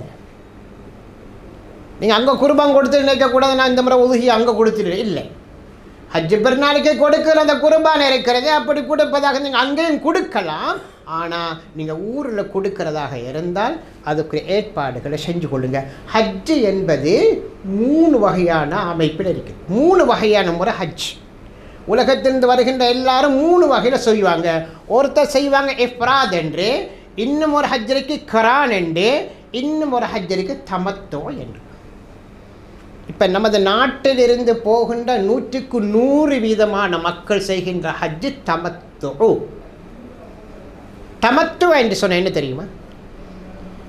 முதலாவது நாம் இங்கிருந்து போகின்ற நேரத்தில் உம்ராவுக்காக நீயத்து வச்சு போய் உம்ராவை செய்கிறது. நாங்கள் முதல்ல ஹஜ்ஜுக்கு நீயத்து வைக்கிறதில்ல. முதலாவது நாங்கள் இங்கிருந்து போய் முதலாவது செய்கிறது உம்ராவை செஞ்சதுக்கு அப்புறம் எங்களோட உடுப்பு அப்படியே நாங்கள் வளமையான பழைய தைக்கப்பட்ட வளமையான முறையில் எஹராத்தை நாங்கள் அவுட்டத்துக்கு உம்ரா செஞ்சதுக்கு பிறகு நாங்கள் வளமையான முறையில் மாறிடுவோம். அதுக்கு பிறகு பிறை 8வது நாள் ஹஜ்ஜி ஸ்டார்ட் ஆகுது. ஹஜ்ஜுங்கிறது 5 நாள் தான். நீங்கள் 1 மாதம் ஹஜ்ஜுக்கு போனாலும் 5 நாள் தான் ஹஜ். பிறை 8, பிறை 9, பிறை 10, பிறை 11, பிறை 12, இந்த 5 நாளும் தான் ஹஜ்ஜி. நீங்கள் 1 மாதம் போனாலும் 15 நாள் போனாலும் 10 நாள் போனாலும் ஹஜ்ஜுங்கிறது 5 நாள் தான் ஹஜ். அப்போ பிறை 8வது நாள் நீங்கள் மினாவுக்கு போக இருப்பீங்க. மினாவுக்கு போகிறதுக்கு முன்னாடி ஹஜ்ஜுக்காக நீயத்தை வச்சு திருப்பி நாங்கள் இஹ்ராம் உடுக்கிறோம். முதலாவது நாங்கள் உம்ரா செய்கிறது, அதுக்கப்புறம் ஹஜ்ஜுக்கு காலம் வரைக்கும் நாங்கள் அமலில் ஈடுபடுகிறது. பிறை 8வது நாள் ஹஜ்ஜுக்காக நாங்கள் இஹ்ராம் கட்டி ஹஜ்ஜை நாங்கள் செய்கிறது. இதுதான் தமத்து. இந்த தமத்து என்ற முறையில் ஹஜ்ஜு செய்கிறவங்க ஒரு குர்பான் கொடுக்கணும். சரி, இன்ஷா அல்லாஹ் நாங்கள் ஹஜ்ஜுக்குரிய நீயத்தை நாங்கள் எப்படி செய்யணும்னு அந்தந்த நேரங்களில் உங்களுக்கு நாங்கள் அது சம்பந்தமான விஷயத்தை உங்களுக்கு சொல்லுவோம். முதலாவது நாங்கள் செய்ய போகிறது உம்ரா. இந்த உம்ராவை உங்களோட வளமையை போல் நீங்கள் இஹ்ராமுடைய சுன்னத்தான குளிப்பை குளிச்சுக்கணும். வீட்டிலிருந்து போகின்ற நேரத்தில் இஹ்ராமுடைய சுன்னத்தான குளிப்பு நீங்கள் யோசிக்கணும். இந்த குளிப்பு ஃபர்து அல்ல. இஹ்ராமுக்காக வேண்டி குளிக்கிற குளிப்பு இருக்கிறதே ஃபர்து அல்ல, அது ஒரு சுன்னத். நீங்கள் வெள்ளிக்கிழமை ஜும்மாவில் எப்படி குளிக்கிறீங்களோ, பெருநாளுடைய காலத்தில் எப்படி குளிக்கிறீங்களோ அப்படியான ஒரு குளிப்பு தானே இது. உங்களோட உடம்பை துப்புராக வச்சுக்கிறது இது சுன்னத். உங்களுக்கு குளிக்க இயலாமல் இருக்கிறது. இப்போ ஒரு வகையான காய்ச்சல், ஒரு வகையான சூழ்நிலை இப்போ நாட்டில் பரவலாக நடந்து கொண்டிருக்கிறத நாங்கள் பார்க்குறோம். அப்படி ஒரு கஷ்டமான ஒரு நிலைமை இருந்தால் நீங்கள் குளிக்க தேவை, மேலே கழுவிக்கொள்ளும். சரி, அதுக்கு பிறகு அதுக்கு முதல் நீங்கள் என்ன செய்கிறது, உங்களோட நகங்களை வெட்டிட்டு உங்களோட முடிகளை எந்த இடக்கு இறக்கணுமோ அதை நீங்கள் செஞ்சுட்டு நீங்கள் பயணத்துக்குரிய ரெடி ஆகிக்கிறது. நீங்கள் குளித்ததுக்கு பிறகு ஒழுவெடுத்துட்டு நீங்கள் பயணத்துக்குரிய 2 ரக்காத்து சுன்னத். பயணத்துக்குரிய 2 ரக்காத்து சுன்னத் முதலாவது. ஏன் தெரியுமா? அந்த பயணத்துக்குரிய 2 ரக்காத்து சுன்னத்துடைய மகத்துவம் ஸல்லல்லாஹு அலைஹி வஸல்லம் சொல்லுவாங்க. அவன் பயணத்தை முடிச்சுட்டு திரும்பி வருகின்ற நேரத்து வரைக்கும் அவனுடைய விஷயத்தை அத்துணையும் அல்லாஹ் பாதுகாக்கிறான். அவனுடைய குடும்பத்தை, அவனுடைய சொத்தை, அத்தனை விஷயத்துக்கும் அல்லாஹ் பொறுப்படுத்திக்கணும். எனவே நீங்கள் பயணத்துக்குரிய 2 ரக்காத்து சுன்னத்தை தொழுது கொள்ளுங்க. எங்களுக்கு பெண்களுக்கு இஹ்ராம் என்ற ஒன்று கிடையாது. இஹ்ராம் என்ற ஒரு தனியான உடுப்பு கிடையாது. அவங்க எந்த உடுப்பை உடுக்கிறாங்களோ அதுதான் இஹ்ராம். அது வெள்ளையாக இருக்கலாம், கருப்பாக இருக்கலாம், வேறு எந்த நிறமுள்ளதாக இருக்கலாம், பிரச்சனை கிடையாது. ஆண்களுக்கு மட்டும்தான் வெள்ளை உடை, பெண்களுக்கு வெள்ளை உடை அல்ல. நினைக்கக்கூடாது ஆண்களும் வெள்ளை தான் உடுக்கிறாங்க, நாங்களும் வெள்ளை உடுக்கணுமேங்கிற இல்லை. அவங்களுக்கு எல்லாத்துலையும் விசேஷமானது கருப்பு. அப்போ பெண்களுக்கு என்று தனியான இஹ்ராம் கிடையாது, அவங்க உடுக்கிற உடுப்பு தான் இஹ்ராம். ஆண்களுக்கு தான் 2 வெள்ளை உடை. இன்ஷா அல்லாஹ் உங்களுக்கு தெரியும், நாங்கள் 23ஆம் தேதி போகிறோம். எல்லா செகண்ட் குரூப் எல்லாரும் ஒரே கட்டத்தில் போகிறதுனால விமானத்தில் சில சங்கடங்கள் ஏற்பட்டதுனால உங்களுக்கு தெரியும், ஆரம்பத்தில் சவுதியா நேரடி விமான சேவை இருந்துச்சு. இது இப்போ நீங்கள் எவ்வளோதான் முயற்சி எடுத்தாலும் நேரடியான எந்த ஒரு விமான சேவையும் இப்போ இல்லை. எல்லாம் ரான்சிட் தான். இந்த மாதிரி ஹஜ்ஜுக்கு போகிற எல்லாருமே அதே முறை தான், ரான்சிட். ஆக எங்களுக்கு ரான்ஸில் ஒரு 5 ஹவர் இருக்கிறதுனால நீங்கள் வீட்டில் இருந்தும் இஹ்ராத்தை அணிஞ்சு கொண்டு வர விருப்பமான வாங்க. அப்படி இல்லாட்டி நீங்கள் அந்த இடத்துல உங்களுடைய ஹராம் இங்கே குளிச்சு கொண்டு அந்த இடத்துல ஹராம் அணிஞ்சு கொண்டு வர இயலுமானால் அதுவும் உங்களுக்கு வசதி இருக்குது. உங்களுக்கு எப்படி சூழ்நிலை இருக்குதோ நீங்கள் யாரும் யோசிக்கக்கூடாது. ஸல்லல்லாஹு அலைஹி வஸல்லம் அவங்க ஹஜ்ஜுக்கு வந்தாங்க. வாழ்க்கையில் ஒரு முறை ஹஜ்ஜு செஞ்சாங்க. பிற 24 வெள்ளிக்கிழமை நபி அவங்க பயணத்தை தொடங்கினாங்க. பிற 25 உங்களுக்கு தெரியும் மதீனாவில் மீகாத் துல் ஹுலைஃபா அந்த இடத்துல இஹ்ராம் கட்டின நபி அவங்க சுமார் 15 நாட்கள் இஹ்ராத்தோடு ஒரு நாள் அல்ல 2 நாள் அல்ல. நபி செஞ்ச ஹஜ்ஜி இருக்குது, நபி செஞ்ச ஹஜ்ஜி கரான். நாங்கள் செய்கிறது ஹஜ்ஜி தமத்து. நபி செஞ்ச ஹஜ்ஜி கரான். கரான் என்றா ஹஜ்ஜையும் உம்ராவையும் ஒரே நியத்தில் செய்யுது, இஹ்ராத்தோடு இருக்குது. அப்போ நபி அவங்க கிட்டத்தட்ட 13 நாள் நடந்து வந்தாங்க. 13 நாள் நபி அவங்களுடைய பயணம். இன்றைக்கு 1 ஹவர் போகிறது, ஒரு நாள் பயணம் போகிறது எங்களுக்கு இவ்வளோ கஷ்டமானு நாங்கள் நினைக்கலாம். நபி அவங்க பிறை 25 24 ஆயத்தமானாங்க. பிறை 7 நபி அவங்க மக்கத்துக்கு சேர்றாங்க. கொஞ்சம் யோசிச்சு பாரு, எவ்வளோ சிரமப்பட்டு இந்த வெயில், அகோரமான வெயிலில் நபி அவங்க 13 நாள் ஒட்டகத்தில் ஏறி 1,24,000 சஹாபாக்கள் மதீனாவில் வந்தாங்க. இன்றைக்கி ஒரு நாள் போகிறது ரொம்ப கஷ்டம். சில நேரம் சொல்லுவாங்க, அப்பா எவ்வளோ கஷ்டமாக இருக்குது, இத்தனை நேரம் இங்கே தாமதிச்சிருக்கணுமா? உங்களோட வீட்டிலிருந்து காலடி எடுத்து வைத்த நேரத்தில் இருந்து உங்களோட ஹஜ்ஜுடைய அமல்கள் எழுதப்பட்டு கொண்டே இருக்கு. வீட்டிலிருந்து காலடி எடுத்து வச்சுட்டீங்களா நீங்கள் ஒரு ஹஜ்ஜுடைய அமல் எழுதப்பட்டு கொண்டீங்க, அதான் ஹஜ். நீங்கள் எவ்வளவு நேரங்களை மக்கத்திலே தான் மட்டுமே இல்லை, எங்கெங்கெல்லாம் தங்குறீங்களோ உங்களோட வீட்டிலிருந்து காலடி எடுத்து வச்சுட்டீங்கன்னு சொன்ன ஹஜ் உங்களோட ஹஜ். இன்ஷா அல்லாஹ் நாங்கள் உங்கள் நீயத்தை சொல்லித்தருவோம். ஒன்று நாங்கள் அந்த இடத்துல சொல்லித்தரலாம். அடுத்து விமானத்தில் போகிற நேரத்தில் ஜித்தா விமான நிலையத்தை எங்களோட விமானம் அடைவதற்கு ஒரு 15 நிமிட நேரத்துக்கு முன்னதாகத்தான் அந்த மீகாத்து வரும். எலம்லம் என்ற மீகாத்து அந்த அல்லது தாயிஃபால் போனாங்கன்னா கர்னு மனாஸோட மீகாத் கிட்டத்தட்ட ஒரு 20 நிமிஷத்துக்கு முன்னதாக அந்த மீகாத்து எல்லாம் வர்ற நேரத்தில் விமானத்தில் உங்களுக்கு அறிவிப்பாங்க, இதோ மீகாத்து வந்துட்டு உங்களோட உம்ரா ஹஜ்ஜுக்காக அப்படி நியத்து வச்சு கொடுங்க. ஒரு காலம் இருந்துச்சு, ஒரு குரூப் போகக்கூட அந்த குரூப்புடைய ஹசரத்திட்ட அந்த விமானத்தில் மைக் ஒப்படைப்பாங்க. அந்த ஹசரத் அவங்க அந்த மைக்கில் சொல்லி கொடுப்பாங்க நியத்தை. இப்போ ஒசாமா பின் லாடன் அந்த விமான தாக்குதலுக்கு பிறகு யாருக்கும் மைக்கை கொடுக்கறது விமானத்தில் கிடையாது, அது அவங்க தான் பாவிப்பாங்க. ஆக அவங்க சொல்லுவாங்க மீகாத்து வந்துட்டே. நாங்கள் நியத்து எப்படி தெரியுமா? அல்லாஹும்ம லப்பைக உம்ரத்தன், 3 வார்த்தை. அல்லாஹும்ம லப்பைக உம்ரத்தன், அல்லாஹும்ம லப்பைக உம்ரத்தன். அல்லாஹ் உனக்காக உம்ரா செய்யறத நியத்து வைக்கிறேன். அவ்வளோதான். உன மனசால நீங்கள் வச்சுட்டா சரி. அல்லாஹும்ம லப்பைக உம்ரத்தன். அதுக்கு பிறகு நீங்கள் எல்லாரும் பாடமாக்கணும். உங்களோட புக்கு கையில் கிடைக்கும். லப்பைக் அல்லாஹும்ம லப்பைக் லப்பைக் லா ஷரீக லக லப்பைக் இன்னல் ஹம்த வன் நிஅமத லக வல் முல்க் லா ஷரீக லக். இதை கட்டாயமாக பாடமாக்கணும். ஏன் தெரியுமா? எந்த அளவு அதிகமாக நீங்கள் லப்பைக்க சொல்கிறீங்களோ அந்த அளவுக்கு அல்லாஹ் உங்களுடைய ஹஜ்ஜை கபூலாக்குவார்ன்றாங்க ஸல்லல்லாஹு அலைஹி வஸல்லம். வேறு எந்த ஒரு வார்த்தையும் அல்ல. நாங்கள் அதிகமாக சொல்கிறது இஹ்ராம் கட்டி அந்த மீகாத்தை தாண்டினோம்டா எங்களுடைய வாயிலிருந்து வருகின்ற வார்த்தை லப்பைக் அல்லாஹும்ம லப்பைக் லப்பைக் லா ஷரீக லக லப்பைக். கண்ணியமான சகோதரர்களே, நாங்கள் ஜித்தா விமான நிலையத்தை அடைஞ்சது. இன்னும் பலருக்கு உம்ராவுக்கு போய்ப்பீங்க. உம்ராவுக்கு போன கைக்கு திடீரென்னு என்ன செய்வாங்க, வழியான பஸ் இருக்கும். ஆனால் ஹஜ்ஜில் அப்படி அல்ல. இப்போ கொஞ்சம் இலகுவாக இருக்குது.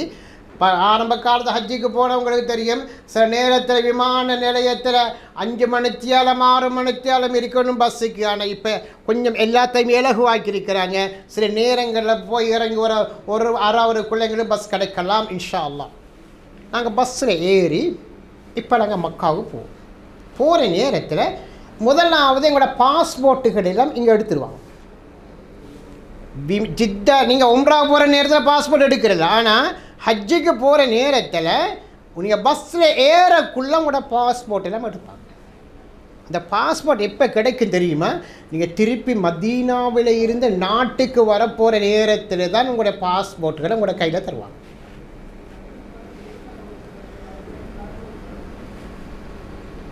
அதுக்கு பிறகு முதலாவதாக எங்களோட முஅல்லிம் அவனோட ஆஃபீஸுக்கு கூட்டி போவாங்க. முஅல்லிம் முதலாவது எங்களுக்கு ஒரு காப்பு தருவார். இந்த காப்பு இருக்குதே, இதை கட்டாயமாக அணிஞ்சு கொள்ளணும். இந்த காப்பில் தான் நாங்கள் எந்த ட்ராவல்ஸில் வந்தோம், எந்த முஅல்லிமில் வந்திருக்கிறோம்ங்கிறதுல இந்த கார்டில் இந்த காப்பில் இருக்கு. நாங்கள் எங்கேயாவது தவறிட்டோம் என்றால் இந்த காப்பை காட்டினா போலீஸாரட்டத்தில் எங்களோட முஅல்லிம் இடத்துல ஒப்படைப்பாங்க. முஅல்லிமுக்கு தெரியும் இவர் எந்த ட்ராவல்ஸில் வந்திருக்கிறாருண்டு. அந்த ட்ராவல்ஸில் கொண்டு உதாரணம் போகிறோம், காபாவுக்கு போகிறோம், எங்களுக்கு மயக்கம் வந்துட்டது, எங்கேயாவது விழுந்துட்டோம். இந்த நேரத்தில் அவங்க முதலாவது எங்களை ஐடென்டி பண்ண பார்க்குற இந்த காப்பை தான். நாங்கள் எங்களுடைய ரூமுக்கு போனதுக்கு பிறகு இன்னும் ஒரு மாலை தருவாங்க எங்களுக்கு. அந்த மாலையில் எங்களோட ஐடென்டி கார்டு, எங்களோட குரூப் ஐடென்டி அதை இப்போயே தருவாங்க. ஆனால் அதை விட உங்களுக்கு பெருமதியானது அங்கே தரக்கூடியதை கட்டாயமாக அணிஞ்சு கொடுணும். நாங்கள் ஹஜ்ஜுக்கு கிட்டவாக போகக்குள்ள இன்னும் ஒரு அக்காமா தருவாங்க. அக்காமா என்னங்களோட பாஸ்போர்ட் தஸ்தாவேஜுகள் அத்தனையும் அதில் இருக்கும். அதோட எங்களுக்கு மினாவுடைய கூடாரத்துடைய அந்த கார்டெல்லாம் அதுக்குள்ளே இருக்கும். அந்த அக்காமாவை நாங்கள் தொலைச்சிட்டோம்டா எங்களுக்கு ஹஜ்ஜு செய்யலாம். இந்த மாதிரி சரியான கட்டுப்பாடு. ஏன்னா போன வருஷம் மினா அரபாவில் அந்த அனுமதி இல்லாமல் கொஞ்சம் பேர்கள் உள்ளுக்காகி, இந்த எஜிப்டிலேருந்து போனதுக்காகி அங்கே கடுமையான உஷ்ணமான காரணத்தினால அவங்க மயக்கம் விட்டு சுமார் 1000கணக்கானவங்க போன வருஷம் சூடு தாங்க முடியாமல் மௌத்தான செய்தியை கேள்விப்பட்டிருப்போம். ஏன் தெரியுமா? அவங்களுக்கு கூடாரத்தில் இடம் கிடைக்கையில் வெளியில் இருந்தாங்க, வெயில் தாங்க முடிய இல்லை, அவங்களுக்கு அந்த நிலையில் மௌத்து வந்துச்சு. அதனால் இந்த வருஷம் சரியான கட்டுப்பாடு. உங்களுக்கு ஹஜ்ஜோடைய அந்த அக்காமா அவங்க தரப்போகின்ற அந்த கார்டு இல்லைன்றா உங்களை கூடாரத்துக்குள்ளே அனுமதிக்க மாட்டாங்க. உங்களுக்கு ஹஜ்ஜுடைய சந்தர்ப்பம் கிடைக்காம போயிடும். கண்ணியமான சகோதரிகளே, இன்ஷா அல்லாஹ் நாங்கள் தவாஃபை எப்படி செய்கிறோம், தவாஃபில் ஓதுற வார்த்தைகள் உங்களுக்கு புத்தகங்கள் தரப்படும். அந்த தவாஃபை செய்கிறதுக்கு முன்னதாக உங்களுக்கு நாங்கள் அது சம்பந்தமான விளக்கங்கள் உங்களுக்கு நாங்கள் தருவோம். இன்ஷா அல்லாஹ் ஹஜ்ஜுடைய விடயங்கள் நிறைய இருக்கின்றன. நாங்கள் ஒவ்வொரு விஷயத்தையும் தெளிவுபடுத்தி இந்த ஹஜ்ஜுடைய அமலை நாங்கள் சரியான முறையில் நாங்கள் இஹ்ராம் அணிகின்ற அந்த முறை நீங்கள் ஒவ்வொருத்தரும் ஒவ்வொரு முறையில் அணிவீங்க. பொதுவாக ஆண்கள் இப்படியான ஒரு 2 துண்டு நீங்கள் இப்படி அணிஞ்சு கொள்ளலாம். இதை எடுத்து இப்படி அணியலாம். அல்லது உங்களுக்கு உடம்புக்கும் கஷ்டமாக கொஞ்சம் சடலம் கொஞ்சமாக இது இருந்தால் அதுக்கேற்றவாறு இங்கே பேலன்ஸ் பண்ணி இப்படி எடுத்து நீங்கள் எப்படி உடுத்துக்கொள்ளலாம். உடுத்துட்டு இப்படி நீங்கள் படிச்சிங்கன்னு சொன்னால் அதுக்கு மேலே ஒரு பெல்ட்டை போடலாம், தைக்கப்பட்டதை அணிஞ்சு கொள்ளலாம், பிரச்சனை இல்லை பெல்ட்டில். ரெண்டாவது நீங்கள் முழுமையாக இப்படி மூடிக்கொள்ளணும். ஆண்கள் இஹ்ராம் முழுமையாக மூடிக்கொள்ளும், இப்படி மூடிக்கொள்ளணும். சிலவங்க என்ன செய்வாங்கன்னு சொன்னால் இங்கிருந்து போகக்குள்ளேயே இந்த வலது பக்கத்தில் இப்படி துறப்பாங்க. அப்படி துறக்கிறதுக்கு மார்க்கத்தில் அனுமதி கிடையாது. ஒரு தொழுகையில் கூட அப்படி திறந்துட்டு தொழுதால் அது அலங்கோலமான முறையில் அது ஏதாவது ஒழுக்கமில்லாத தொழுகையாக மாறுகிறது. எனவே நீங்கள் யாரும் இஹ்ராம் எடுக்கக்குள்ள இப்படி இதை கொஞ்சம் குறைங்க, இதை கொஞ்சம் கூட்டுங்க, இப்படி போட்டுக்கணும். சரி, நீங்கள் கஅபத்துல்லா உள்ளுக்கு போய் தவாஃபு செய்கின்ற நேரத்தில் மட்டும் அங்கே இந்த துண்டை இப்படி எடுத்து இந்த பக்கம் வலது பக்கத்தை இப்படி போட்டுக்கணும். சரி, தவாஃபில் மட்டும்தான். மற்ற எல்லா கட்டங்களிலேயும் நாங்கள் ஒழுக்கத்தை இந்த இஹ்ராமுடைய கண்ணியத்தை நாங்கள் பேணிக்கொள்ளணும். சிலவங்க வயிறு தெரியும், விமான நிலையத்தில் போகிற நேரத்தில் அரவாசை உடுத்திருப்பாங்க, தொப்புள் தெரியும், இப்படியெல்லாம் இல்லாமல் ஒரு அழகான முறையில் எப்படி உடுத்தா இந்த இஹ்ராம் அழகாக இருக்குமோ அந்த முறையில் நீங்கள் இந்த இஹ்ராமுடைய நீங்கள் உடுத்துக்கொள்ளுங்க. நீங்கள் இஹ்ராம் கட்டிட்டீங்கன்னு சொன்னால் உங்களுக்கு சிலது ஹராமாக்கப்பட்டிருக்கிறது. ஆண்கள் தைக்கப்பட்ட இதனையும் அணியாதீங்க. அது உள்ளங்கியாக இருந்தாலும் இஹ்ராம் கட்டினதுக்கு பிறகு நீங்கள் தைக்கப்பட்டதை அணியாதீங்க. ஒரு பெண்ணியனோ எதையும் அணியாதீங்க. எந்த மனவசையும் பூசாதீங்க.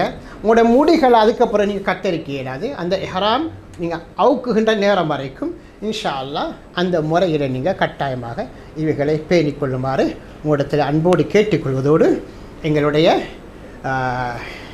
அல்சஃபா ட்ராவல்ஸிலிருந்து கடந்த வருடம் எங்களோடு ஹஜ்ஜிக்கு எங்களோடு இணைந்து வந்த பல ஹாஜிமார்களும் அவங்களோட அனுபவங்களை எங்களிடத்தில் பகிர்ந்து கொள்வதற்காக வேண்டி இங்கே வந்திருக்கின்றீங்க.